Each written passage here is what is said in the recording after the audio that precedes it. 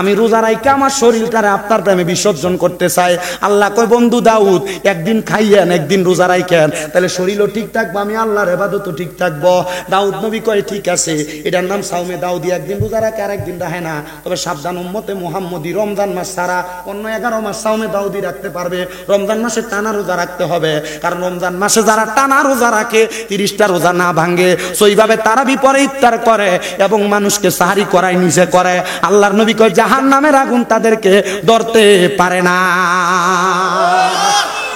হযরতে সাইদ ইবনে মুসাইয়াব বলে, মা যেহেতু আপনি বলেছেন আমার বিবাহের পরে আমার সন্তানটারে গাউসে পাকের অনুসারী বানাইতাম, মা গো মা আপনার কথা মোতাবেক আমি আমার সন্তানটারে গাউসে পাকের অনুসারী বানাইমো, কিন্তু মা বিবাহ করার মতো এমন কোন মেয়ে তো খুঁজা পাই না। বলে আব্বারে কেমন মেয়ে তুমি চাও? বলে আমার নবী বলছে একটা মেয়ে মানুষ জান্নাতে যাওয়ার জন্য 4টা সম্পদ দরকার। কয়টা সম্পদ? 4টা সম্পদ দরকার। 1 নাম্বার হলো নামাজ, 2 নাম্বার রোজা, 3 নাম্বার লজ্জা হেফাজত করা, লজ্জাস্থানের হেফাজতকারী, 4 নাম্বার হইল স্বামীর আদেশ মান্যকারী। মাগো মা এমন একটা জামানার মধ্যে আইসা পৌঁছাইলাম, মাইয়ারা তো নামাজ পড়তে চায় না, দুনিয়ার রং তামাশা লইয়া ব্যস্ত থাকে। ও মা মাইয়ারা তো পর্দা করতে চায় না, দুনিয়ার রং তামাশা লইয়া ব্যস্ত থাকে। এরা এদের শরীর মানুষের কাছে দেখে দেখে বেড়ায়। বলে হুজুর কেমন কথা বললেন? কই আমরা তো দেখি না, মেয়েরা কেমনে শরীর দেখে বেড়ায়? আমার নবী কয় উম্মত মেয়েরা কেমনে শরীর দেখে বেড়ায় জানো? আমি নবী যখন মেরাজের মধ্যে গেলাম, যাওয়ার পরে আমি 3 জাতের মহিলা দেখছি। এক জাতের মহিলাদেরকে দেখলাম যাদের স্তনগুলার মধ্যে গরম রড লাগাইয়া দিয়ে আগুনে সেক দেওয়া হইতেছে। নবী গো তারা কারা? ওই মহিলাদের পরিচয় বলেন না। আমার নবী কয় ওই মহিলা আর কোন মহিলা না, ওই মহিলা হইল যারা পোশাক পরে উলঙ্গ ভাবে ঘুরে বেড়াইছে। ওই মহিলা তারা দেখবেন আপনার মেয়ে, আপনার বউ, আপনার বইনে, আপনার মায়ে এমন বোরকা পরে, এমন জামা কাপড় পরে, এমন টাইট ফিটিং পোশাক পরে, এটার কারণে তাদের শরীর উলঙ্গ থাকলে যেমন দেখা যাইতো, পোশাক পরলে ঠিক এমনই বোঝা যায়। আমি বলবো রে নীলাকাত এলাকার মা বোনেরা, পর্দার অন্তরালের আমার আম্মুজিরা, আমার ভাই বাবারা, যদি তোমরা আল্লাহ তাআলার কাছে তোমার মা বোন, তোমার স্ত্রী, তোমার কন্যাটারে যদি ভালো বানাইতে চাও, তাইলে তোমরা তাদেরকে পর্দার অন্তরালে ঢুকাও, নচেত আমার আল্লাহর কাছে জবাব দিতে পারবা না। ভাই ওই আমার সাইদ ইবনে মুসাইয়াব তার মারে ডাক দিয়া কয়, মা এমন কোন কন্যা তো পাই না। বলে আব্বা জান তুমি চইলা যাও জঙ্গলার মধ্যে, মুরাকাবা করো, মুরাকাবা কইরা দেখো আল্লাহ তাআলা কোথায় তোমার জন্য উত্তম ব্যবস্থা রাখছে। মারহাবা কই। অনেক মানুষ মাঝে মাঝে এই তুই শেয়ার নিচে বল,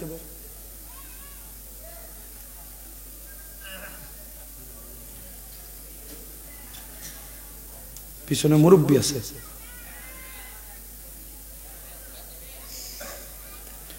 মায়ে ডাক দিয়া কয় সন্তান মুরাকাবা কইরা তালাশ করো তোমার জন্য কোথায় ভালো কিছু আছে। মারহাবা কইলেন না? আপনারা মাঝে মাঝে চিন্তা করেন আল্লাহ তারে বাড়ি দেয়, তারে গাড়ি দেয়, তারে ধন দেয়, তারে সম্পদ দেয়, আমারে দেয় না। চিন্তা আসে না ভিতরে? আল্লাহ তারে টাকা দেয়, তারে পয়সা দেয়, তারে সম্পদ দেয়, আমারে কেন দেয় না? আরে বাবা তোমার সম্পদ, তোমার টাকা, তোমার পয়সা কোথায় আছে তুমি তালাশ করে নিতে পারো না। তালাশ করতে পারলে তুমি সব খুঁজা পাইতা। ওরে মানিক রতন পাইতে চাইলে তালাশ করো মন মহাজনের, ওরে মুর্শিদ রূপে ডুব দিয়া দেখ আছে সেই জনা। আরে একজন প্রেমিক আসিল গো সোনার মদিনা, একজন প্রেমিক আসিল গো সোনার মদিনা। ওরে পাইতে চাইলে আল্লাহরে পাইতে হবে নূর নবীরে। আরে নবী পাইতে হইলে ধর অলির কদম খানা, আরে নবী পাইতে হইলে ধর অলির কদম খানা। একজন প্রেমিক আসিল গো সোনার মদিনায়, একজন প্রেমিক আসিল গো সোনার মদিনায়। আরে যার প্রেমেতে মগ্ন স্বয়ং পাকে রাব্বানা, আরে যার প্রেমেতে মগ্ন স্বয়ং পাকে রাব্বানা। একজন প্রেমিক আসিল গো সোনার মদিনায়। হাইরে খুঁজতে গিয়া আল্লাহ নবী সামনে পাই মুর্শিদের ছবি গো। আমি খুঁজতে খুঁজতে হই উদাসী গো দয়া, খুঁজতে খুঁজতে হই উদাসী। দেখা দাও তোমার প্রাণ নুরানি চেহারা,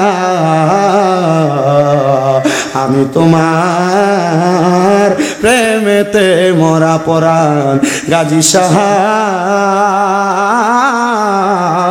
আমি তোমার প্রেমেতে মরা। ও মুসলমান ইমানদার, ও নবীর উম্মতের দল, তোমার জন্য ভালো সম্পদ আছে, তোমার জন্য টাকা আছে, তোমার জন্য পয়সা আছে, মণিমুক্তা জহরত আছে। মুরাকাবা কইরা দেখো তোমার সম্পদ কোন জায়গার মধ্যে রাখা আছে। বলে হুজুর মুরাকাবা কেমনে করে গো? মুরাকাবা করার জন্য এমনে তো মুরাকাবা শিখতে পারবা না। হক্কানি রাব্বানি পীরের হাতে যখন হাতটা দিবা, তোমার পীর তোমারে মুরাকাবার সিস্টেমটা শিখিয়ে দিবে। চোখটা বন্ধ করলে কোন জায়গায় কোন সম্পদ পাইবা, কোন জায়গায় ভালো পাইবা, কোন জায়গায় খারাপ পাইবা তালাশ করলে বুঝতে পারবা। কিন্তু আমরা ভালো খারাপ বুঝি না, যেই দিকে মন চাই সেই দিকে দৌড়াই। আরে মন তো আমার আল্লাহ চালায় না, মনকে আল্লাহ এমনি ছেড়ে দিছে, মন নিজের মতো চলে। আর এই মনের নিজের চলার কারণে আল্লাহ তোমার দোজকে দিব, জান্নাতে দিব। তোমার মন কয় ভালো করতে করো, মন কয় খারাপ করতে করো। ভালো করতে যায় গুনার কাম হয়ে যায়, খারাপ করতে যায় মাঝে মাঝে নেক কাম হয়ে যায়। এই জন্য সাবধান রে বাবা, আপনার কাছে আল্লাহর দোহাই করি, আপনি যা করেন আর না করেন এমন ভাবে চলেন, মুরাকাবার মাধ্যমে ভালো দিকটা তালাশ করেন। তো মা ডাক দিয়া কই পুত্রে মুরাকাবা কইরা দেখ তোর বালা বউ তুই কই ফাস। সন্তান কয় মা মুরাকাবা করতাম কেমনে? ঘরে মুরাকাবা করতে গেলে মানুষ আইসা ডাক দেয়, বাড়িতে মুরাকাবা করতে গেলে মানুষ আইসা ডাক দেয়, জংলাতে মুরাকাবা করতে গেলে মানুষ ডাক দেয়, বাবারে যা মুরাকাবা করতে জংলাতে যা। মা কোন সময় মুরাকাবা করব? কয় রাত্র গভীর হইয়া গেলে মুরাকাবা করবা। হযরতে সাইদ ইবনে মুসাইয়াব বলে আমি হাঁটতে হাঁটতে রাত্রবেলা জংলার দিকে গেলাম। জংলার মধ্যে যাইয়া আমি যখন মুরাকাবা করতে লাগলাম, চোখটা বন্ধ করতে দেরি আমি দেখলাম জংলার ভিতর থেকে আমার চোখের মধ্যে একটা নূরের তাজাল্লি লাগতাছে। ওই নূরের তাজাল্লিটা আমি আমার চোখের মধ্যে পাইয়া হাঁটতে হাঁটতে আমি তাজাল্লিটার সামনে গেলাম। আমি যাইয়া দেখলাম একটা কন্যা সন্তান মানে একটা মায়া ওই জংলার মধ্যে নামাজ আদায় করতেছে, যার নামাজের সেজদা থাইকা একটা নূরের আলো ঠিক আল্লাহর আসমান পর্যন্ত দেখা যায়। আমি এটা দেইখা বড় অবাক হইয়া গেছি, আমি এটা দেইখা বড় অবাক হইয়া গেছি। এমন একটা নূরের তাজাল্লা আসমান থেকে মেয়ের মাথা বরাবর দেখা যায়। আমি দাঁড়াইলাম আর ডাক দিয়া বললাম কে গো আপনি? বল আপনার পরিচয়টা আমার একবার বলেন না। মাথা উঠে আর ডাক দিয়া কয় আল্লাহর বান্দা, আমার মা নাই, আমার আব্বা নাই, আমার পরিচয় আমি তোমার কেমনে দিব? তুমি যে আমার পরিচয় জানতে চাও, আমি একজন পরিচয়হীনা মানুষ, বলো না কেমনে পরিচয় দিব? বলে পরিচয় যেহেতু নাই তাহলে আমার সাথে চলো আমার বাড়িতে। সুন্দর চেহারা দেইখা আল্লাহর বলি হযরতে সাইদ ইবনে মুসাইয়াব বলে ওই জংলার মাইয়াটারে আমি আমার বাড়িতে নিলাম। আমার আম্মা জান দেইখা মুখে শব্দ ব্যবহার করলেন মাশা আল্লাহ। আমি আমার মাকে বললাম মা মাশা আল্লাহ বললেন, বুঝতে পারলাম না। মা কয় সন্তান আমি কইছি মুরাকাবা করতে, তুই দি ডাইরেক্ট যে বউই নিয়ে আসছত ঘরে। আমি ডাক দিয়া কইলাম মা এটা তো আপনার ছেলের বউ না। মা গো এটা একজন জঙ্গলে মুরাকাবারত মহিলা। এই মাইয়াটা মুরাকাবা করতেছিল, তার থাকার জায়গা নাই, বসার জায়গা নাই, মাও নাই, বাবাও নাই। ও মা, এই মাইয়াটারে আমি আমার ঘরে আনছি, মা গো আপনার সাথে থাকবে, আপনার চলাফেরাতে সহযোগিতা করবে। মা কই যে তো তার কোনো ঐরসজাত ওয়ারিশ নাই, তুই তারে বিবাহ কর, তার স্ত্রীর মর্যাদা দিয়া ঘরে রাখ। মায়ের কথা মোতাবেক স্ত্রীর মর্যাদা দিয়া ঘরে রাখছে। মা ইন্তেকাল করছে। আল্লাহর বান্দা দোয়া করে, আল্লাহ মা যেহেতু মারা গেছেন, সন্তানের স্ত্রী দেখেই মারা গেছেন, আল্লাহ তুমি তারা জান্নাত নসিব করো। সাইদ ইবনে মুসাইয়াব কয়, একটানা 60 বছর আমার স্ত্রীর গর্ভ থেকে কোনো সন্তান হয় না, এত সুন্দর মাইয়া জংলাতে পায়া বিবাহ করলাম মার কথা মোতাবেক, কিন্তু আমার স্ত্রীর গর্ভে সন্তান হয় না। একটা সন্তানের জন্য একটা মহিলা কত কান্নাকাটি করে, একটা সন্তানের জন্য একটা পুরুষ মানুষ কত কান্নাকাটি করে, কত লাখ লাখ টাকা খরচ করে ফেলে, একটা সন্তান দুনিয়াতে পায় না। সাইদ ইবনে মুসাইয়াব কয়, আল্লাহর কাছে কত কান্নাকাটি করলাম, আল্লাহ আমার একটা সন্তান দেয় না। সন্তান যখন দেয় না, আমি আল্লাহর কাছে বারবার কান্দি।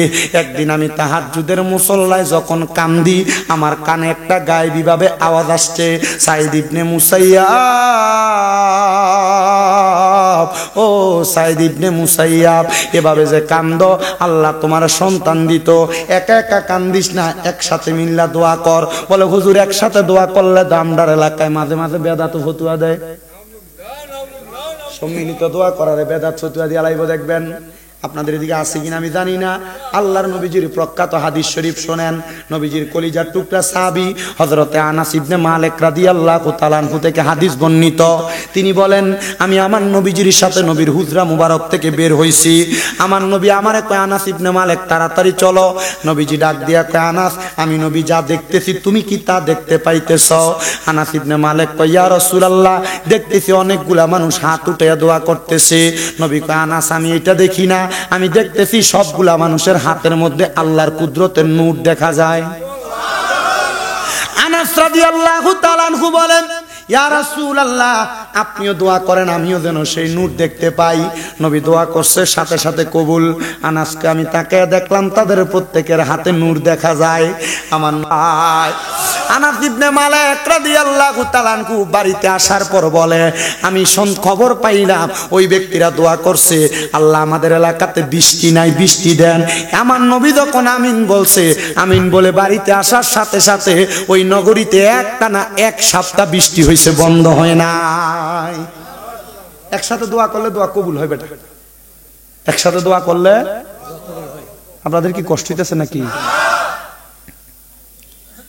আমি যে ঘটনাটা ধরছি আমি শেষ করব। এটা একজন প্রখ্যাত ওলির মাজার। আমি আমার নানা জান ইন্তেকাল করছেন।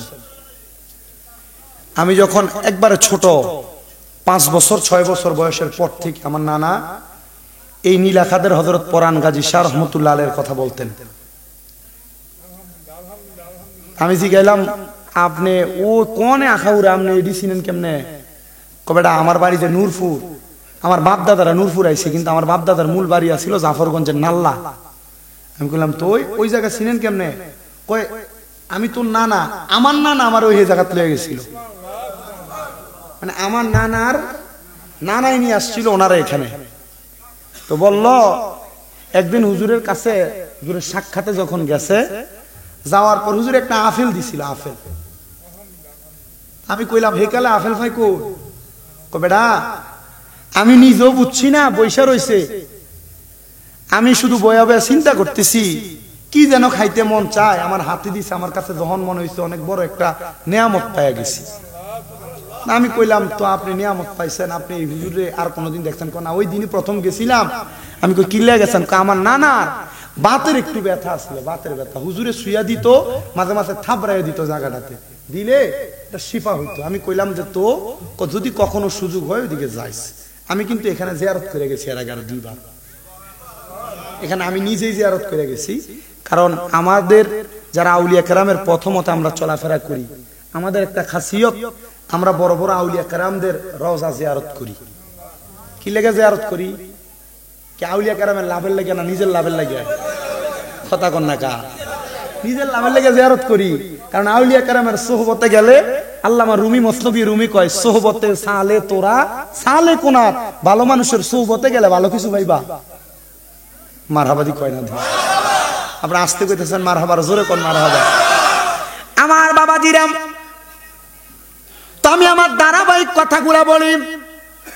60 বছর যখন সন্তান হয় না, সাইদ ইবনে মুসাইয়াব বলেন, আমি 60 বছর পর্যন্ত দুনিয়ার জমিনের মধ্যে থাকা অবস্থায় আল্লাহর কাছে কত কানলাম, আল্লাহ আমার সন্তান দেয় না। গায়েবী ভাবে আওয়াজ পাইলাম, ও সাইদ ইবনে মুসাইয়াব, একা একা কান্দিস না, বাড়িতে তোমার বউ আছে, যাই এক লগে দোয়া কর, দোয়া কবুল হইব।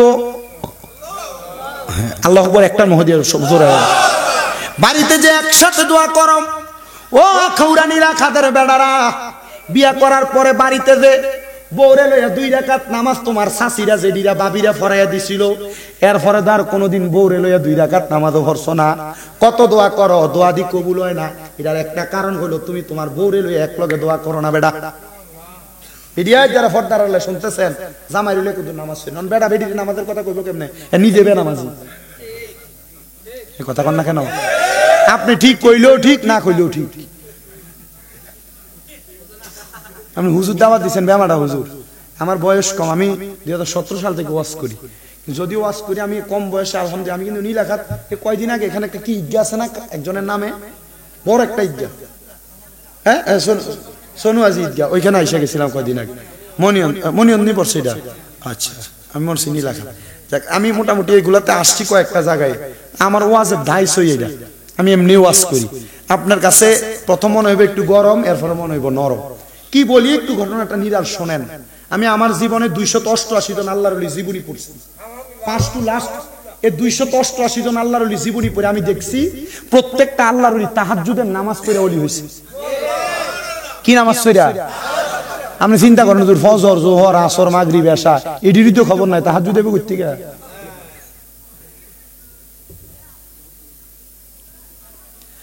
আমার মুসলমান ইমানদার,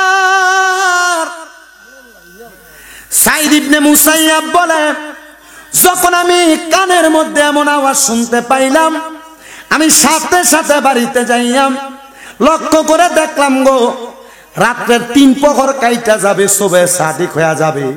আমার স্ত্রীটা নামাজের মুসল্লার মধ্যে বসা। আমি আমার স্ত্রীটার কাছে যাইলাম, আমি 2 করে 4 রাকাত, 3 4 12 রাকাত তাহাজ্জুদের নামাজ পড়লাম। বললাম, স্ত্রী গো, আসো না আমরা এবার 2 জন একসাথে আল্লাহর কাছে হাত বাড়াই। স্বামী হাত বাড়াইছে, আল্লাহ একটা সন্তান দান করো, যেই সন্তান আমি আব্বা জানের ইন্তেকালের পরে আমার জন্য দোয়া করবে, আমার জন্য দোয়া করবে। স্বামী গো, আপনার জন্য দোয়া করবে এই কথা বললেন, আমার জন্য দোয়া করবে এই কথা বললেন না। আর ফুতের দোয়ার লাগা কি হইছে? আলেম ওলামা দোয়া করলে তো চলে না গো স্ত্রী। তুমি জানোনি আমার নবী বলছে, কোন মা বাপ মারা যাওয়ার পরে সন্তান যদি জানাজার নামাজটা পড়ায়, সালামটা ফিরানোর আগে আল্লাহ তার মা বাবার গুনাহ মাফ করে। সন্তান যদি হাত উঠায়, রাব্বির হামহুমা কামা রব্বায়ানি সগীরা ওয়া কুর রাব্বির হামহুমা কামা রব্বায়ানি সগীরা। চোখের মণিকোটার মধ্যে একটা মাছের মাথা পরিমাণ পানি চাইরা দিয়া যদি কান্দে, ওই পানি মাটিতে পড়ার আগে আগে আল্লাহ তার মা বাবার জীবনের গুনাহ মাফ করে দেয়। স্ত্রী কয় আমিন, আমিন কয়া যখন স্বামী দোয়া করছে, ওই রাত্রে তারা স্বামী স্ত্রী মিলন করছে, আমার আল্লাহ তাআলা ওই স্বামীর দোয়া কবুল করে ফেলছেন। আল্লাহ তাআলা কবুল করার সাথে সাথে ওই স্ত্রীর গর্ভের মধ্যে একটা সন্তান আগমন করছে। কিন্তু যখন 5 মাস বয়স সন্তান গর্ভের মধ্যে, ওই স্বামীটা নামাজের মুসল্লার মধ্যে স্ত্রীর হাতটার মধ্যে ধরে ডাক দিয়া কই, স্ত্রী ও আমার স্ত্রী, আমার সন্তানটারে তুমি একটা আল্লাহওয়ালা বানাইও, ইমানওয়ালা বানাইও, আমার মায়ের আদেশ মোতাবেক বড় পীরের অনুসারী বানাইও। স্ত্রী বলে, স্বামী এই কথা কেন বলেন? আপনি বাবার না দায়িত্ব আপনি না করবেন, আমারে কেন বলেন? ওই স্বামী সাইদ ইবনে মুসাইয়াব বলে, আমি মনে হয় আর বেশিক্ষণ বাঁচবো না। মনে রাখবারে এই নীলাখাদের বাবারা, মুমিন বান্দা মারা যাওয়ার আগে, বেঈমান বান্দা মারা যাওয়ার আগে 40 দিন আগে আজরাইল তার বাড়ির আশেপাশে ঘোরাফেরা করে। মুমিন বান্দা সেটা জানে, বেঈমান বান্দা জানে না। মুমিন বান্দা জানার কারণে মরণের আগে মরণের প্রস্তুতি গ্রহণ করে, বেঈমান না জানার কারণে বেঈমান বান্দা প্রস্তুতি গ্রহণ করে না। আল্লাহ আমরার ইমানদার না বানাইয়া কবরে নিও না, বলেন ইমানদার না বানাইয়া কবরে, বলেন ইমানদার না বানাইয়া কবরে নিও। বাদানো সাইদ ইবনে মুসাইয়াব বিদায় হয়ে গেছে, উনার জানাজা শেষ, কাফন শেষ, দাফন শেষ। তার জানাজা দিয়া সবাই যখন চলে আসছে, সাইদ ইবনে মুসাইয়াবের স্ত্রী বলে, আমি আমার সন্তানটারে মানুষ করতে কষ্ট হইতেছিল, আমার সন্তান এলাকার বাজে বাজে ছেলেদের সাথে মিশা নেশার সাথে জড়িত হয়ে গেছে। হায়রে, এই নেশা এমন একটা বদ খাসিয়ত জিনিস, এই নেশার কারণে বহু পরিবার নষ্ট হয়, এই নেশার কারণে বহু সংসার নষ্ট হয়, এই নেশার কারণে বহু এলাকার মধ্যে ঝামেলা তৈরি হয়। আমি বলবো বাবা, যারা নেশা করেন একটু সাবধান হবেন। আল্লাহর নবী কয় 3 ব্যক্তির 3 সময় ঈমান থাকে না। নবী গো কোন 3 ব্যক্তির কোন সময় ঈমান থাকে না? কয় যারা নেশা করে রে, নেশা করার পর থেকে নেশার ঘোর কাটার পরে কালেমা পড়া পর্যন্ত তার ঈমান থাকে না। যারা চুরি করে, চুরি করার পর থেকে কালেমা পড়ার আগ পর্যন্ত ওই চোরের ঈমান থাকে না। যারা জিনা ব্যভিচার করে, পরকিয়া করে, ওই ব্যক্তিদের ঈমান থাকে না যতক্ষণ না পরকিয়া করার পরে সে ব্যক্তি কালেমা না পড়ে। এই জন্য নেশা করতে সাবধান, চুরি করতে সাবধান, পরকিয়া এবং অবৈধ মহিলাদের সাথে সম্পর্ক করতে সাবধান। এটার কারণে আপনার ঈমান থাকবে না।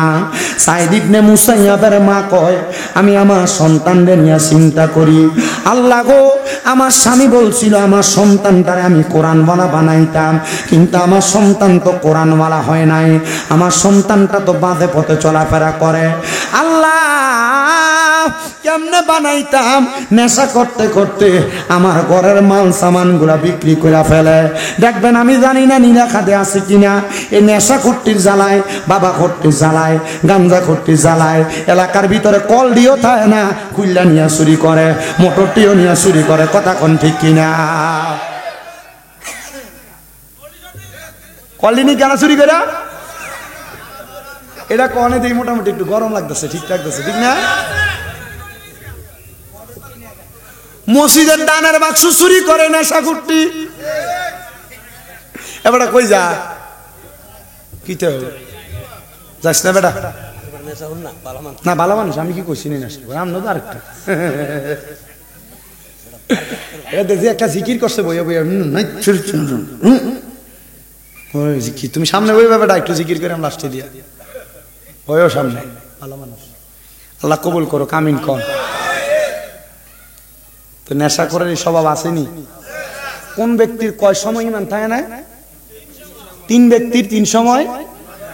নেশাখোর নেশা করলে তার ঈমান, চোর চুরি করলে ঈমান। কোন জাতের চোর?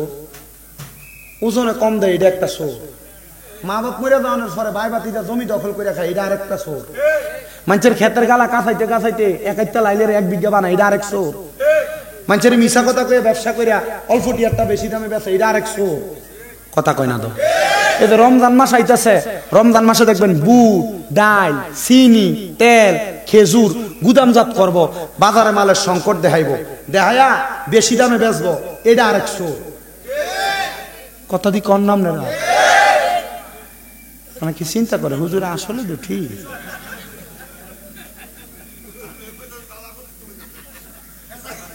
ওর লাগে ঠিক বে ঠিকও কইতার নাম না।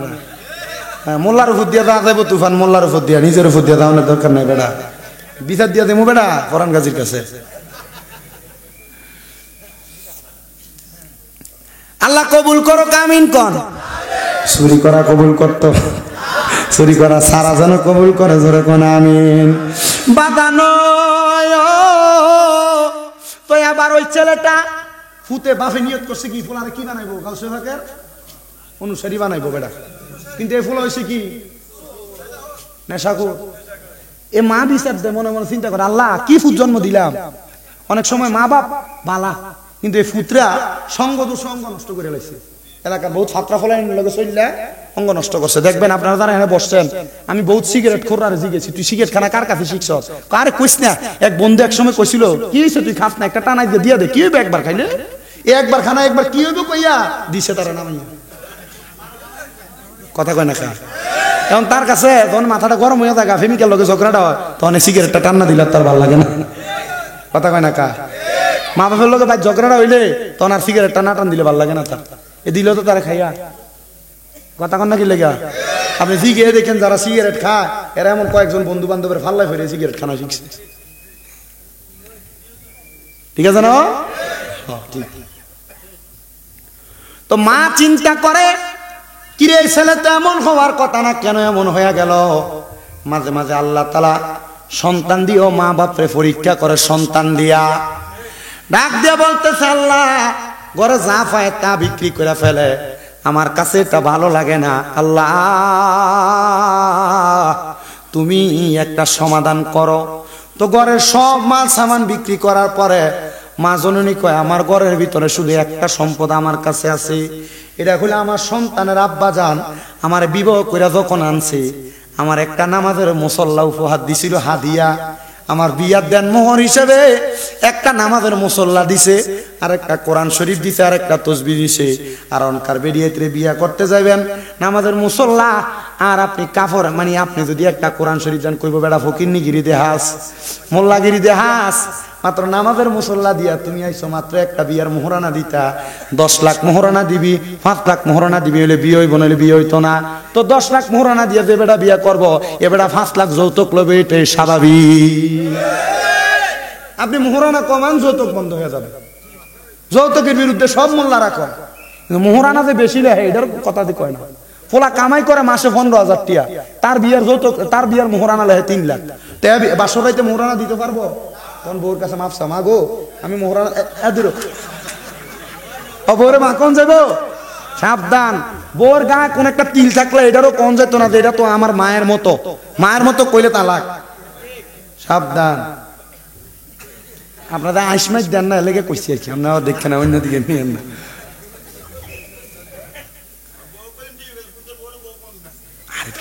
দূর বেটা ফেস জানবো না বেটা, আমার যখন গুণা না আমি তো ফেস একটা ভিতরে রাখছি, আমি কইছি দেখছিনি, আমার কাছে ভাল লাগতেছে ওয়াজ করতে, কি আপনাকে কইলে আমি যাবো গা ভাই কি বল, আমি কালকেও করছি 2টা মাফি, আজকে একটা মাফি, আমার আগামীকালকেও 2টা মাফি। আমি রোজার আগে ওই আজকে ফোন দিয়া ওই 8 রোজার দাওয়াত দিচ্ছে টাঙ্গাইল আহমেদাবাদ দরবার, ওইটার পাশে, মানে মোটামুটি রানিং মাহফিল চলবে, ঈদের পরেও মাহফিল। শুধু আমরা দোয়া করবেন, আপনার দোয়ায় আমি ছোট মানুষের আমার 6টা মাদ্রাসা, 6টা কয়টা মাদ্রাসা, বহুত বক্তারা টেহা কামাই করে না, আমি মনে করি যে আমার টিয়া কামে লাগে বেটা।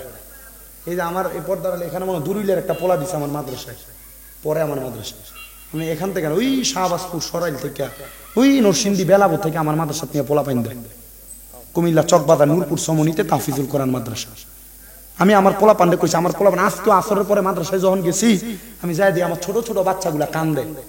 আপনি আমার মাদ্রাসায় আসরের পরে গেলে আপনার মাথার মাদ্রাসার ছাত্রের ব্যাপারে মাথার একবারে মানে চেঞ্জ পাল্টে যাবে, কি মাদ্রাসার ছাত্ররা এমন আপনি অবাক হয়ে যাবেন। আমার মাদ্রাসা পোলা পান ছোট বাচ্চা দেখবেন চোর পানি ফালে আসরের পরে কান্দে, খতমে খাসে কান পুরা কান্দে, আমার পোলা পান তাহাজ্জুদ নামাজ পুরা পুরা কান্দে। আমি আমার পোলা পান্ডে এই জিনিসগুলো শিখিয়ে দিই, যদি তে আলেম নাও হইতে পারে যেন আমল আখলাক আর ঈমানের আকীদার দিকটা থেকে যেন না করতে পারে। বহুত ফলা ভাই 9 মাদ্রাসা 10 মাদ্রাসা ফলা, কিন্তু আমার মাদ্রাসা গেলে ঠিক কাজ। আমি আমার মতো করে রাখার চেষ্টা করি, দোয়া করবেন না আপনারা আমার পোলা ফাইনাল লাগে, আমার লাগে দোয়া করেন যেন আমার জীবনে বড় স্বপ্ন একটা এমন মাদ্রাসা করিয়ামু যেটা মনে করেন যে বড় থাকবো, মহিলা শাখা থাকবো আলাদা, পুরুষের থাকবো আলাদা, বড় বড় ওলামায়ে কেরাম বের হবে আমার মাদ্রাসা থেকে। দোয়া করবেন ইনশাআল্লাহ। আর দাওয়াত রইল কুমিল্লা, কখনো গেলে কুমিল্লা চকবাজার নূরপুর আমার মাদ্রাসা দেখে আসবেন। তো যেই কথা বলতেছিলাম আপনাদেরকে,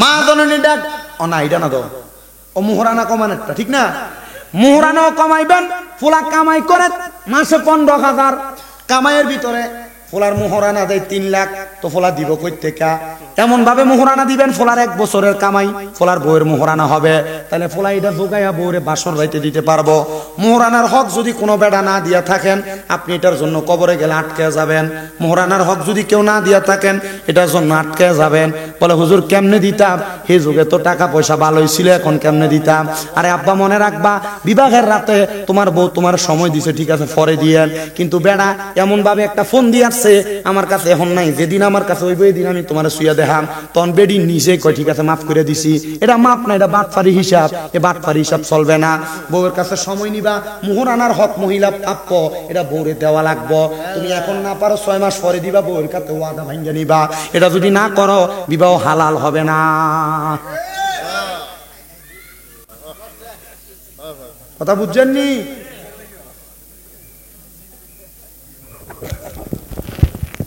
ভুল না কেউ যদি না করে থাকেন না মোহরানার হক আদায় করে থাকেন সন্তানদেরকে নিজের জমি জমা ভাগ করে দেওয়ার আগে নিজের সম্পদের একটা অংশ বউরে দেন বলে এটা তোমার মোহরানা এবার বউ যদি মন সামনে দিয়ে দিব বউ যদি কয় ঠিক আছে আমার লাগতো না এটা তুমি রেখে দাও আমি তোমার সংসার করি আমি এটা দিয়ে কি করবো তাহলে এটা আপনি পেয়ে গেছে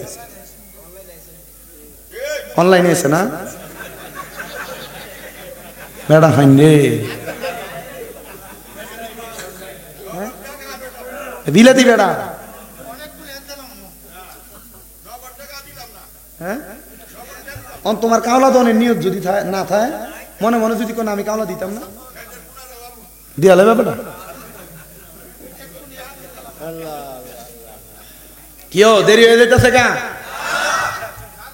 ওয়াস অন লম্বা বাকি রয়েছে এই জায়নামাজটা যেটা দিছে এটার বড় ঘটনা এই নেশা করতে যে জায়নামাজ নিয়ে বেচালেছে কথা কইতেছি একটু শুধু শেষের দিকে যায় ভিডিওতে আসেনি ভর্তারালে হেদায়ত করতাম হেদায়ত করলে তো আরো আধা ঘন্টা পারবো বইও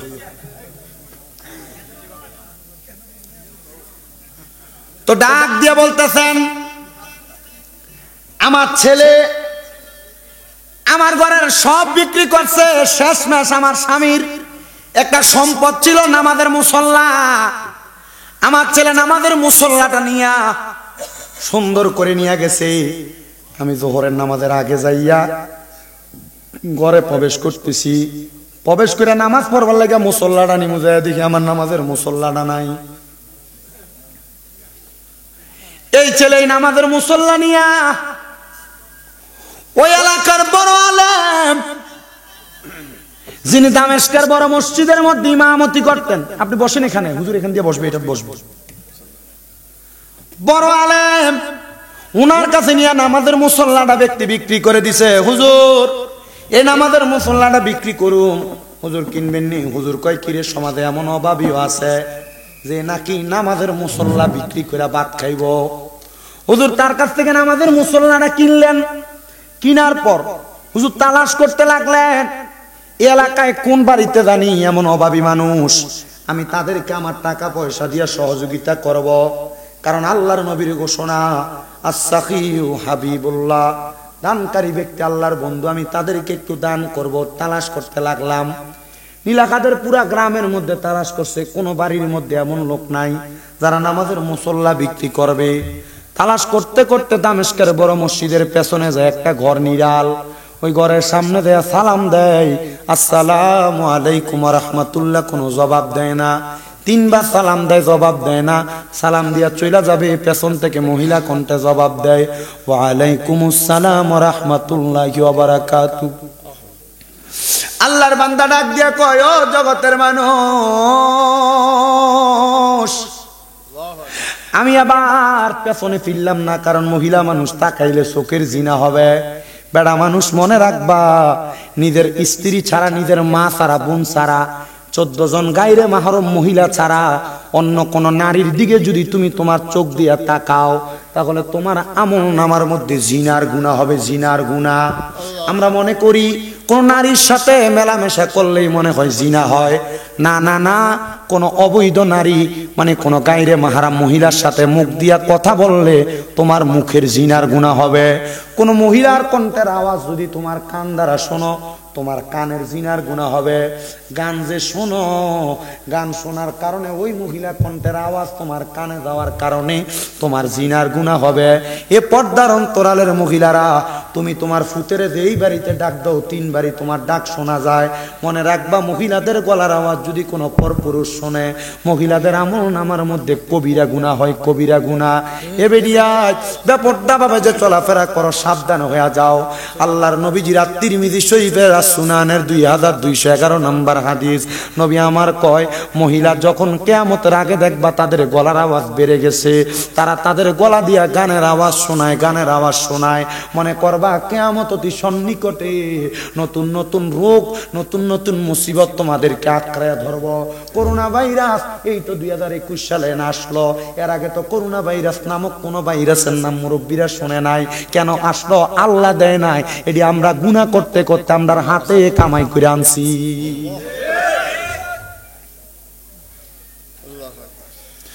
শুধু এগুলা না, আরো 14টা কারণ আছে। এর মধ্যে একটা কারণ হলো, সমাজে মানুষ নিকৃষ্ট নিকৃষ্ট ব্যক্তিদেরকে নেতা বানাইবো। নেতা দেখবেন সুদখোরেরে দইরা নিয়া মসজিদের সভাপতি বানাইবো, সুদখোর গোশখোররে দইরা নিয়া মসজিদের সেক্রেটারি বানাইবো, দেখবেন সুদখোর গোশখোর হারাম করে এলাকার সর্দার মাতাব্বর বানাইবো। আল্লাহর নবীকে এটা কিয়ামতের আলামত। যখন দেখবা এমন অবস্থা নিকৃষ্ট লোক সমাজ পরিচালনা করে, মনে করবা কিয়ামত অতি কাছে, এটার কারণে সমাজ ধ্বংস হয়ে যাবে।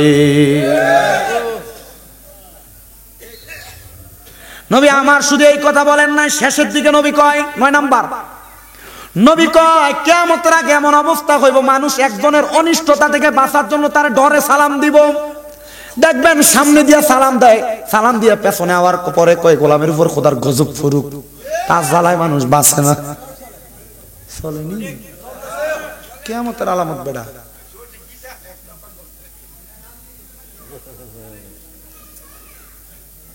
আপনারা কি জাতের ওয়াজ শোনেন আমি বুঝি না, তবে এই জাতের ওয়াজ হইনেন যদি ভালো লাগে আর কি। তবে এই ওয়াজটা এশারের পরের ওয়াজ, এখন রাতের যে 12:30 বাজে এই সময়ের ওয়াজ না।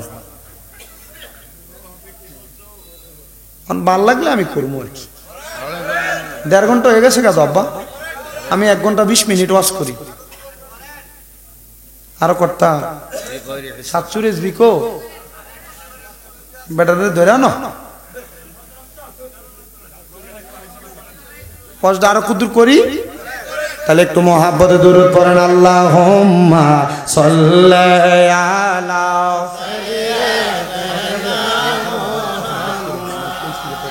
আল্লাহুম্মা সাল্লি আলা সাইয়্যিদিনা মুহাম্মাদ নাবিয়ানা সাফিয়ানা মাওলানা মুহাম্মদ। ওরে আসা যাওয়া কি যন্ত্রণা, আসা যাওয়া কি যন্ত্রণা, জানলে রে পরাণ গাজী আর আসতাম না, আগে জানলে রে দয়াল আর আসতাম না।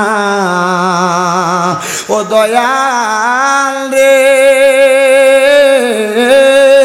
ওই পারেতে প্রেমের বাজার পার হইয়া যায় সব দোকানদার, আমি দয়াল হইতে পারলাম না।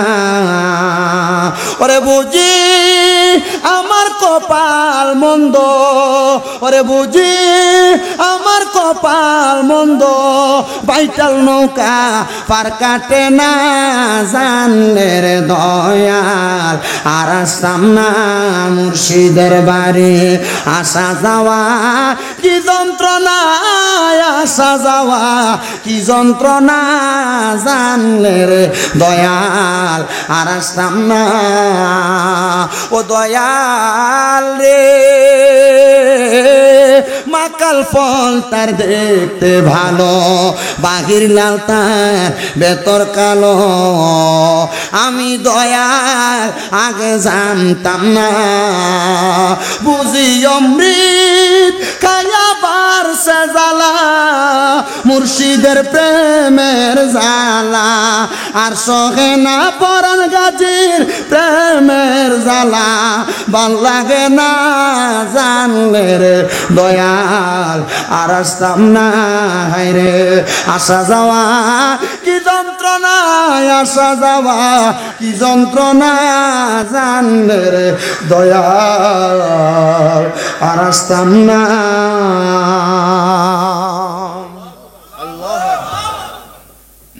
এ মুসলমান সব ঘরে তালাশ করে এক ঘরের সামনে গেছে বেড়ির পিছনের দিকে ফিরে তাকায় না আল্লাহ নবী কয় মা তাকাইলে আমার জিনার গুনাহ হইবে এজন্য তাকাই না ডাক দিয়া কয় মা এটা কি ওই ব্যক্তির ঘর যেই ব্যক্তির ঘর থেকে একটা জানাজার নামাজ বিক্রি করা হয়েছে যায় নামাজের মুসল্লা মহিলা হুজুর একটা ফুট জন্ম দিছি এই ফুটটার লয়ে মুসিবতে আছি ডাক দিয়া কয় মা কি মুসিবত কয় হুজুর ঘরের সব বেচা অবশিষ্ট আমার স্বামীর শেষ সম্বল নামাজের মুসল্লাটা বেচা দিছে মা গো মা নামাজের মুসল্লা বেচা তো বালা কথা ও মা আপনি কি অভাবী বলে হুজুর আমি অভাবের কথা চিন্তা করি না আমি খানার কথা চিন্তা করি না মা স্বামী যে নাই ফুটে যে কামাই করে না নেশা করে ঘরের সব নিয়ে বেছে আপনি খান কি মহিলা কয় হুজুর আমি কোনো খাবারের কথা চিন্তা করি না আমি সারা বছর রোজা রাখি আমি সাউমে দাউদি পালন করি বলে হুজুর সাউমে দাউদি আবার কোনটা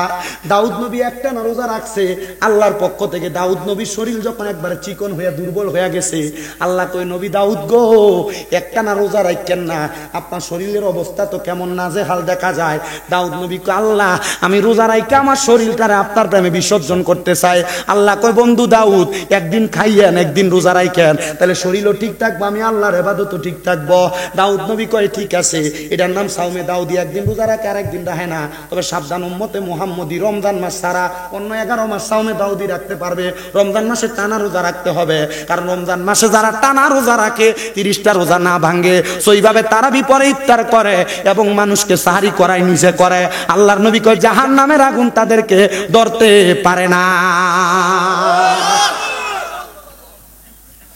মহিলা ডাক দিয়া কয় হুজুর সাউমে দাউদি পালন করি ও মা একদিন পর একদিন যে ইফতার করেন সাহারি করেন খানা ফান কই মহিলা কয় হুজুর খানার দরকার লাগলে 2 রাকাত নামাজ পড়ি যে নামাজের নাম সালাতুল হাজতের নামাজ সুবহানাল্লাহ কয় না দুহার চাস্তের নামাজ মাগরিব পড়ে একটা পরে আওয়াবি মারহাবা কয় না 100 রাকাত একটা নামাজ পড়ে সালাতুল খায়ের যে একটা নামাজ আছে হয় দিনে একবার নয় সপ্তাহে একবার নয় মাসে একবার নয় বছরে একবার নয় জীবনে একবার সালাতুত তাসবিহ সালাতুল ইস্তিসকা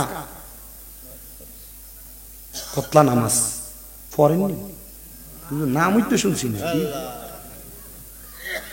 এমন কতলা নামাজ আছে বেটা আল্লাহর নবী যে 50 ওয়াক্ত নামাজ আনছিল নামাজটি কই বেটা 5 ওয়াক্ত বললে যে 50 ওয়াক্ত সওয়াব পাইবা কিন্তু 50 ওয়াক্ত তো এর তো নামটি আছে কো ভাইলা না এমন টোহায়া দেখো আর বহুত পাইবা আমি কিন্তু ডাইনে বামে যাইতেছি আমার ওয়াজের ধারাবাহিকতায় ঘটনার ধারাবাহিকতায় যেখানে যে কথা আসতেছে এই কথা ভাঙ্গা ভাঙ্গা বলতেছি অসুবিধা হইতাছে না মহিলা কয় হুজুর বড় যন্ত্রণায় সালাতুল ইস্তিসকার নামাজ পড়ি হাজতের নামাজ পড়ি হুজুর ডাইন দিকে সালামটা ফিরাইয়া বাম দিকে ফিরাইয়া দেখি খানা হাজির হয়ে গেছে কই টাকা খানা আইছে এটা তো বলতে পারি না হুজুর আমার স্বামী মরার পর থেকে এই ইবাদতটা ধরছি খানার কথা চিন্তা করা লাগছে না টেনশন করা লাগছে না আমার স্বামীরে হারাইছি কথা সত্য আমার আল্লাহ গায়বী ভাবে আমার স্বামীর দায়িত্বটা কেমনে জানি পালন করে দিতেছে হায় রে একটি বাসায় 2টি পাখি কত যে আনন্দে থাকি গো এখন তুমি কোথায় আমি কোথায় পরাণ গাজী কাউকে কেউ আর দেখি না আগে জানি না তুমি এমন করে সেরে যাইবারে মুর্শিদাগে জানি না তোমার আত্মাতে মি সায়াতা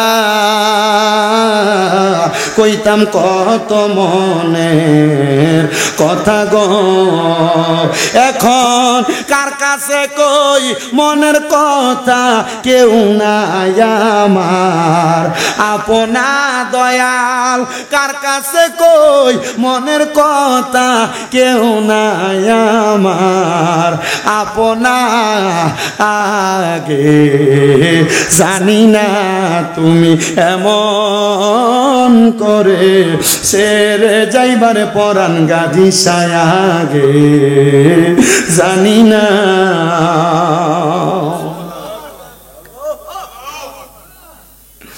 মহিলা কই হুজুর খানার চিন্তা নাই টেনশন নাই হুজুর আমার পুত্রের লয়া বড় টেনশন হুজুর নবীনা কইছে ফুতে জানাজা পড়াইলে গুনাহ মাপ কবরের আযাব মাপ এই ফুতে কি আমার জানাজা পড়াইব নি আমার টেনশন লাগে হুজুর কয় মহিলা আপনি দায়িত্ব দিলে আমি আপনার ফুতের জানাজা ফুতের আমি ভালা কইরাম হুজুর ঠিক আছে ভালা কইরা দেন গো বলে আপনি আপনার সন্তানরে কইবেন আমার কাছে যদি যায় তারে নেশা করবার লাগে আমি পয়সা দিমু নেশা করবার লাগে তারে দিরহাম দিমু মহিলা কয় হুজুর জানি না যাইবনি তবে আমি বইলা দেখব হুজুর যখন এই কথা বইনা চলে গেছে মহিলার সন্তান বাড়িতে আসার পর পরের দিন চুরি করবার লাগা শেষ সম্বল না আমাদের মুসল্লা তো বিক্রি করছে আর কি বেচবো কিছুই টোকায়া পায় না মা ডাক দিয়া কয় ফুট নেশা করবার লাগা বুঝি কিছু বেচার মাল টোকাও আরে বাবা যা এখান থেকে দামেস্কের বড় মসজিদের সামনে যাইবি দেখবি একজন হুজুর বইয়া রইছে ওনার কাছে যায় কবি আমি মা পাঠাইছি তোরে টাকা দিবার লাগা হুজুরের কাছে গেছে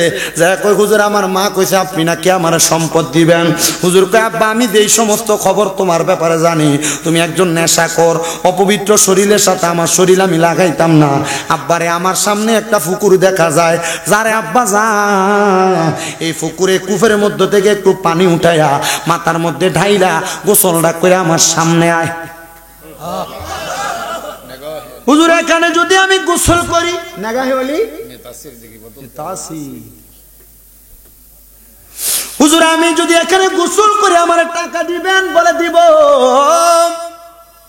গা পানিটা ঢালছে হুজুর কথা মোতাবেক তার 300 দিরহাম দিছে 300 দিরহাম নিয়া হাঁটতে হাঁটতে মদের বাটিখানাতে যাবে রাস্তা দিয়া যে তারে দেখে দৌড়ে দৌড়ে ফালায়া যায় তার সামনে কেউ আসে না মদের বাটিখানায় গেছে বাটিখানার মধ্যে যাওয়ার সাথে সাথে মদের বাটিখানার সব মানুষ তারে দেখে ফালায়া গেছে সে বাড়িতে গেছে বাড়িতে যাওয়ার পর তার মা তারে দেখে বেহুশ হয়ে গেছে একই বুঝলাম না মদের বাটিখানায় গেলাম মদের মালিকেরা আমারে ফালাইয়া দিয়ে চলে গেল তোর মালিক নাই আমি খামু কেমনে এখান থেকে চলে আসছে নেশা করার পরে নেশাও করতে পারে নাই বাড়িতে যে মার সামনে গেছে মা তারে দেখে বেহুশ হয়ে গেছে তার মানে ওই পানিতে গোসল করার পর তার চেহারা বিকৃত হয়ে গেছে কেউ তারে চিনে না তারে দেখলে বড় ভয়ঙ্কর লাগে হুজুরের কাছে যায় কই হুজুর আপনার কাছ থেকে টাকা নিয়ে মদের বাটিখানায় গেছি এরা আমারে দেখা ফলায় রাস্তায় মানুষ আমারে দেখলে আমারে দেখা ফলায় হুজুর বাড়িতে গেছি মাও আমারে দেখে আমারে চিনে না হুজুর আমার মা আমারে দেখে বেহুশ হয়ে গেছে হুজুর যাওয়ার জায়গা নাই আপনার কাছে আমারে জায়গা কইরা দেন খাইছে কি আর খাইতো কি ওনার কারোর কাছে জায়গা নাই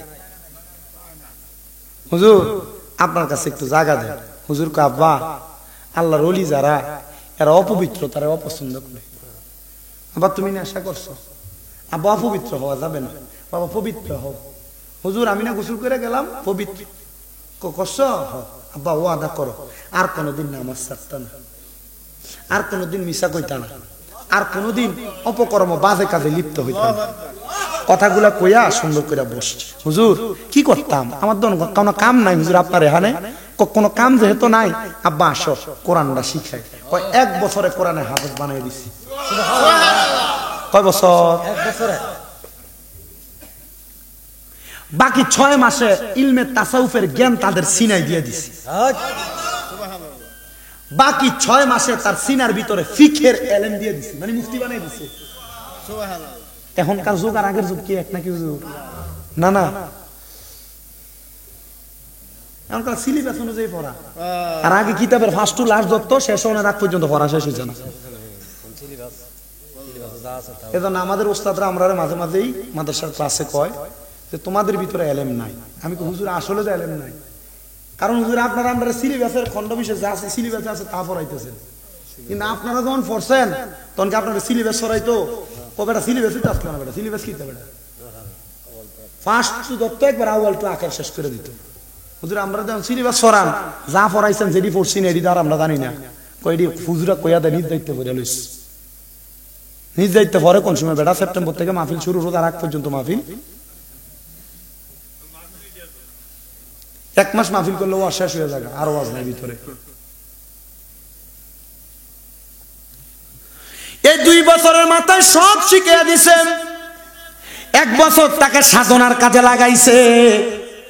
এবার হুজুরের কাছে খবর আসছে, যারে এ হুজুর তার মা ইন্তেকাল করছে, তার জানাজার নামাজটা পড়ায়া দাও। ছেলে ডাক দিয়া কই হুজুর আমি নেশা করছি, কিন্তু আমার মায়ের বড় শখ ছিল, আমার মায়ের আমি জানাজা পড়াবো। হুজুর আমি জানাজা পড়াইতে পারি নাই, হুজুর আমি কি যাব জানাজা পড়াইতে? হুজুর ডাক দিয়া কয় বাবা জানাজা পড়াইতে যাইবা যাও, তবে যাওয়ার আগে এই পানিটা দিয়া, যেই পানিতে তুমি প্রথমে আইসা গোসল করছিলা এই পানিটা দিয়া আরেকবার গোসল করো। গোসলটা যখন করছে চেহারা আগের মতো সুন্দর হয়ে গেছে। ওই ছেলে মায়ের লাশটার সামনে নিয়ে জানাজাটা পড়াইছে, জানাজাটা পড়ায়া ওই ছেলে যখন হুজুরের কাছে চলে আসছে, হুজুর 3 বছর টানা মায়ের মুখ দেখি নাই, মা আমারে দেখলেই বেহুশ হইয়া যাইতো। ও হুজুর মাটারে আমি জানাজা পড়ায়া দাফন করে আসলাম, আমার মাটারে কবরে, আমার মায়ের স্বপ্ন ছিল আমি জানাজা পড়াইলে আল্লাহ আমার মারে মাফ করে দিব। হুজুর মা কবরে কেমন আছে আমি জানি না, হুজুর আমার মা কেমন আছে আমার জানতে বড় ইচ্ছা হয়। আমি জানি না এই নীলাখাদের 92তম হযরতে পরাণ গাজী শাহ রহমাতুল্লাহ আলাইহির উরুস মোবারকে কোন সন্তান জানি তাদের মারে মাটি দিয়ে আজকের মাহফিলে বসতে আসে, বলে ওরে মা তুমি কেমন আছো, মা তুমি কেমন আছো, অন্ধকার কবরে তোমার জন্য কান্দে অন্তর, দু চোখের পানি ঝরে। বাবারে ওই মায়ের কথা স্মরণ করে যদি পারেন কষ্ট করে আমার সাথে একটু বলার চেষ্টা করবেন, আমি আপনাদেরকে আর কষ্ট দিতেছি না।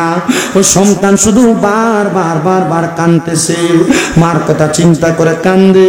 সন্তান মার কথা বাবার কথা স্মরণ করে করে চোখের পানি ফালাইবা, কারণ চোখের পানি মাটিতে পড়ার আগে আল্লাহ মা বাবার গুনাহ মাফ করে দেয়। আশেক বলে মা তুমি কেমন আছো, মা তুমি কেমন আছো, অন্ধকার কবরে তোমার জন্য কান্দে অন্তর, দু চোখের পানি ঝরে, তোমার জন্য কান্দে অন্তর, দু চোখ ঝড়ে। ছোট কালের কথা পরে যখন মনে, বসে বসে কান্দি মাগো পানি 2 নয়নে, বসে বসে কান্দি মাগো পানি 2 নয়নে। আমার দুঃখ বোঝার মতো, আমার দুঃখ বোঝার মতো কেউ নাই সংসারে, তোমার জন্য কান্দে অন্তর, দু চোখের পানি ঝরে, তোমার জন্য কান্দে অন্তর, দু চোখের পানি ঝরে। মা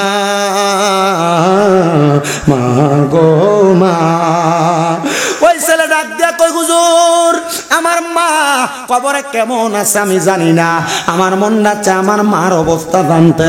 হুজুর এবার আল্লাহর কোরআন তেলাওয়াত করে, ওয়া মিনাল লাইলি ফাতাহাজ্জাদ বিহি নাফিলাতাল লাকা আসা আইয়াবআসাকা রাব্বুকা মাকামান মাহমুদা। হুজুর ডাক দিয়া কয় বাবা আল্লাহ নবীরে কইছিল আপনি রাতের কিছু অংশে তাহাজ্জুদের নামাজ পড়েন, যদি তাহাজ্জুদের নামাজ পড়েন অতি সত্বর আপনারাকে মাকামে মাহমুদ প্রশংসার জায়গা দান করবে। যখন এই আয়াত নাযিল হইছে আমার নবী আল্লাহর কাছে কাঁদছে, আল্লাহ আমার উম্মত আমি নবী দুনিয়াতে না থাকলে তাহাজ্জুদ পড়ব, আমার উম্মতের আপনি কি দিবেন? আল্লাহ কই বন্ধু নবী আপনার উম্মত তাহাজ্জুদ পড়া যা চাইব তা দিব। কামাই নাই, রুজি নাই, বরকত নাই, রোগ বালা মুসিবত ছাড়ে না, বিদেশ যাওয়ার চেষ্টা করো, পারো না, তাহাজ্জুদের নামাজ পড়ো, আল্লাহ তাআলা তোমারে বরকত দান করব। হুজুর ডাক দিয়া কয়, এ ছেলে তোমার মা যেহেতু কবরে, তোমার বাবা যেহেতু কবরে, তুমি তোমার মা বাবার কবরের অবস্থা জানতে তাহাজ্জুদ নামাজ পড়ো। ছেলেটা তাহাজ্জুদের নামাজ পড়া আল্লাহ তাআলার কাছে কান্দে কান্দে আর কান্দে, একটা না 7 দিন কাঁদছে। 7 দিনের দিন ওই ছেলেটা কাঁদতে কাঁদতে হুজুরের কাছে এসে ডাক দিয়ে কই, হুজুর আমার মা বাপ তো কবরে বড় ভালো আছে। বলে কেমন আছে, কি দেখছো? বলে হুজুর তাহাজ্জুদ পড়া যখন কান্দি আমি দেখছি আমার মা জননী আমার আব্বাজান একটা সুন্দর বাগানের মধ্যে ঘুরতেছে, তাদের ডাইনে 70, বামে 70, সামনে 70, পেছনে 70 জন জান্নাতের হুর গিলমান তাদের সামনে পেছনে ঘুরতেছে। আমি জিগাইলাম, ও মা ও আব্বাজান আপনাদের সামনে পেছনে ডাইনে বামে কেন জান্নাতের হুর গিলমান? বলে তোমার মতো একজন সন্তান মাত্র 3 বছরে নেশা ছাইরা খারাপ পথ ছাইরা দিয়া আল্লাহ তাআলার হেদায়েতের পথে আসছে, আমার আল্লাহ তাআলা একটা নেক সন্তানের বরকতে তার মা বাপকে মাফ করে দেয়। আমবারে ও আব্বা তুই সন্তানের দোয়ার বরকতে আল্লাহ তাআলা আমরারে মাফ করে দিছে। ও আমার ভাই, ও নীলাখাদের হযরতে পরান গাজী শাহ রহমাতুল্লাহ আলাইহির মাজারের উরুস মোবারকের মাহফিলের বাবারা চিন্তা করে দেখো, একটা সন্তানের নেক দোয়ার কারণে আল্লাহ তাআলা তার মা বাপরে মাফ করে দিছে। আমি জানি না তোমরা কে জানি তোমাদের মারে হারাই আজকের মাহফিলে বসছো। তোমার মা তোমার বড় কষ্ট করে মানুষের মতো মানুষ করছে, তোমার আব্বা জান তোমার বড় কষ্ট করে মানুষের মতো মানুষ করছে। এখানে হয়তো অনেক সন্তান আছে যারা তাদের মা বাপরে বাদ দেয় না। বউ কথার কথায় বলছে তোমরা 2-3 ভাই তুমি কি লেগে একা একা ভাত খাওয়াও, তোমার 2-3 ভাই কি খাওয়াইতে পারে না? এই কথা শুই না তুমি মা বাপরে জুদা কইরা দিছ। মা বাপ সকালে এক ঘরে খায়, দুপুরে এক ঘরে, রাতে এক ঘরে খায়, এক সপ্তাহ এই ঘরে আরেক সপ্তাহ ওই ঘরে ভাগ করে করে মা বাপ ভাত খায়। এমনে যদি মা বাপ ভাত খায়, মা বাপের রুহ তো অনেক কিছু খাইতে মন চায়, কিন্তু এভাবে আলাদা আলাদা খাওয়ার কারণে তোমার কাছে মা বাপ কোনো কিছু চাইয়া খাইতে পারে না। আরে মনে রাখবা, বৃদ্ধ হইয়া গেলে জিহ্বার স্বাদ নষ্ট হইয়া যায়। এরা অনেক কিছু খাইতে মন চায় কিন্তু সন্তানকে ডরে বলে না। এটা কিয়ামতের আলামত। নবীজি বলতেছে কিয়ামতের আগে দুনিয়ার জমিনে এমন অবস্থা হবে, মা বাপ সন্তানকে ডরায়া ডরায়া কথা কইব, মা বাপ সন্তানের সামনে উঁচা গলায় কথা কইতো না, সন্তানরে ভয় পাইবে। এটা কিয়ামতের আলামত। সন্তান ভাইয়ে ভাইয়ে ঝগড়া করে মা বাপরে আলাদা করে দিছ। দাও তোমার পাও আমার সামনে দাও, আমি আমার জিহ্বা দিয়া পরিষ্কার করে দিব তোমার পাওটা। শুধু ওয়াদা করবা এখান থেকে বাড়িতে যাইয়া মা বাপরে জুদা করে দিয়া থাকলে, দমক দিয়া থাকলে বাড়িতে যাইয়া মা বাবার পাউডি ধরে ধরে মাপ চাইবা। আর কইবা, ও মা ও আব্বা আল্লাহর হস্তে আপনার কাছে মাপ চাই, আমারে মাফ করে দেন। যতক্ষণ পর্যন্ত মা বাপ মাপ না করছে ততক্ষণ পর্যন্ত মা বাবার পাও চাইর না। বলে হুজুর মাফ চামু দূরের কথা, 2 ঈদের সময় তো আমি আমার মা বাবার পায়ে ধরে সালামি করি না। আরে সালাম না, মাঝে মাঝে সুযোগ পাইলে আম্মা আব্বার পায়ের মধ্যে চুমা দিবা। আমার সম্মান, আমার যোগ্যতা নাই এই মাহফিলে প্রধান বক্তা হওয়ার। যখন মাদ্রাসায় পড়ি, ক্লাস 6-7 পড়ি, ওয়াজ মাহফিলে শুনছি মা বাবার পায়ের কাছে ছোট হইলে আল্লাহ জগৎ বিখ্যাত বানাইয়া দেয়, জগতের কাছে বড় বানাইয়া দেয়। আমি আমার মা বাপরে ঘুমন্ত অবস্থায় যে চুমা দিছি, চুমা দেওয়ার পর থেকে আল্লাহ তাআলা এত সম্মান দিছে, মর্যাদা দিছে, যা পাওয়ার আমি যোগ্য না। আমি বলবো আব্বা আপনি চুমা দিবেন কিনা জানি না, তবে আম্মা আব্বার কদমে চুমা দিলে আল্লাহর জান্নাতের চৌকাঠে চুমা দেওয়ার সওয়াব পাবেন।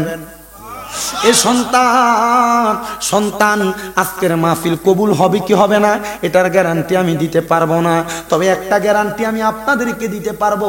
যদি আগামীকালকে শোনেন নীলাখাদের কোনো দোকানে বৈশা কোনো মুরব্বী কয়, হ্যাঁ শামীম দাদার কথা শুই না আমার ফুতে বাড়িতে যে আমি বাপের পায়ে ধরে মাপ চাইছে, কিন্তু আমার ফুতে কোনোদিন আমার লগে অন্যায় করে নাই। যাদের আব্বা আম্মা বাচ্চা রয়েছে আজ্ঞা ওয়াদা করে যাও এখান থেকে বাড়ির যে আব্বা আম্মার পাউডির ধরে মাপ চাইবা। বলে হুজুর আমি তো কোনো অন্যায় করছি না, আমিও কি মাপ চাইতাম? সন্তান রে, অন্যায় করো আর না করো, আম্মা আব্বার পায়ে ধরলে দাম কমে না, ইজ্জত কমে না, সম্মান কমে না। আল্লাহ তাআলা ইজ্জত বাড়ায়া দেয়, মাকাম বাড়ায়া দেয়। সম্পদ কামাই করবা, বরকত পাইবা একমাত্র মা বাবার কদমে চুমা দিলে, আম্মা আব্বার কদমের কাছে ছোট হইলে। কিন্তু অনেকে চিন্তা করে, হুজুর যাদের বাড়িতে আব্বা আছে তারা বাড়িতে যাইয়া বাবার পায়ে ধরে মাপ চাইবো, আমার তো আব্বা নাই, আমি কার পায়ে ধরে মাপ চাইবো? আমি জানি না আজকে কোন সন্তান তাদের মারে মাটি দিয়ে বাবারে কবর দিয়ে হাত বাড়াইছো, কোন সন্তান তাদের মারে মাটি দিয়ে আজকের মাহফিলে বসছো। তোমার আব্বা জান দামি কোনো জামা কাপড় পরতো না, সিরা জুতাটা পরতো, জুতা ছিটতে ছিটতে পায়ের মুরালিটা রাস্তার সাথে লাগতো, কিন্তু তোমারে নতুন জুতা কিনা দিত। স্মরণ করে দেখো, ওই নতুন জুতাটা পায়ে দিয়া তুমি খাটে দৌড়াদৌড়ি করছো ছোটবেলায়। তোমার আম্মা জান দামি কোনো কাপড় পরে নাই, কাপড় রাস্তা ছিঁড়া ছিল, তোমার জন্য দামি কাপড় কিনা পরে নাই, তোমার নতুন জামা কাপড় কিনা দিছে। ও সন্তান, তোমার স্কুল মাদ্রাসায় যাইতে 10-20 টাকা দিয়া দিছে। তোমার মার কাপড় রাস্তা ছিঁড়া ছিল, এখন তোমার কাছে টাকার অভাব নাই, মা বাপের বড় অভাব। কই তোমার কাছে টাকা আছে, আব্বারে তো 500 টাকা দিয়ে কিনে একটা লুঙ্গি পরাইতে পারো না, মারে তো একটা কাপড় পরাইতে পারো না, পরাইবা কেমনে? মা বাপ অন্ধকার কবরে, বুইলা গেছে ওই কষ্টের কথা। তোমার মা ঘরের মধ্যে পান্তা ভাত গুলা সকালবেলা খাইতো না, রাইখা দিত আমার ফুতে। যদি দুপুর বেলা আসে, রোদের মধ্য দিয়ে আসতে আমার ফুতে পানি ভাত খাইলে তার কলিজা ঠান্ডা হইব। তোমার ঘরে কত মেহমান এখন খানা খায়, কই মা বাপরে তো একটু খাওয়াইতে পারো না, খাওয়াইবা কেমনে? মা বাপ কবরে। আল্লাহ, যাদের মা বাবা কবরে তাদের আম্মা আব্বার কবর জান্নাতের বাগান বানায়ও। সন্তান চিন্তা করে দেখো, তোমার মা বাপ যদি থাকতো, যদি মাসে 2000 টাকা মা বাবার খানা খরচের পেছনে লাগতো, তাইলে তো তুমি বছরে 24,000 টাকা খরচ করা লাগতো। আম্মা আব্বা যদি বাইচা থাকতো, আম্মা আব্বার যদি মাসে 1000 টাকার ফল কিনা খাওয়াইতা, 12 মাসে তো 12,000 টাকার ফল কিনা খাওয়ানো লাগতো। তোমার মা বাপ ফলও চায় না, কবরে চলে গেছে, খানাও চায় না, কবরে চলে গেছে, কিন্তু তোমারে লাখ লাখ টাকার বাড়ি দিয়া গেছে, খেতে দিয়া জায়গা দিয়া গেছে। এই ক্ষেতের মধ্যে এই জায়গা যদি তুমি ভাড়া থাকতা, মাসে যদি 5,000 টাকা ভাড়া দিতা, তাহলে 12 মাসে 60,000 টাকা ভাড়া দেওয়া লাগতো। আব্বারে হযরতে কোরআন গাজী শাহ রহমাতুল্লাহ আলাইহির মাজার শরীফটা এমনি পড়ে আছে, কাজ বাকি আছে। আমি শুধু কয়েকজন সন্তান চাই, হুজুর আমার মা বাবা আমার সম্পদ দিয়া গেছে, আল্লাহ তাআলা মা বাপরে কবরে কেমন রাখছে জানি না।